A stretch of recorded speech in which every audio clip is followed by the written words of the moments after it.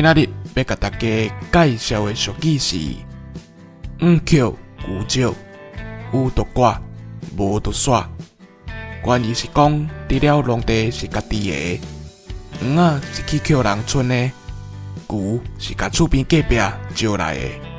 所以要收成的时，有thang-á收几掛就準lōa-chē。这句俗语咧讲人无心经营一个事业，无用心伫这件代志面顶，无迄落企图甲精神搁奋发，就若像半退休的老人同款，有也好，无也好，有的是赚起来啊，有做无做拢无要紧，有的是互大环境影响着，去互失志气。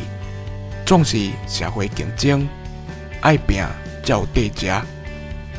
以上，感谢收听。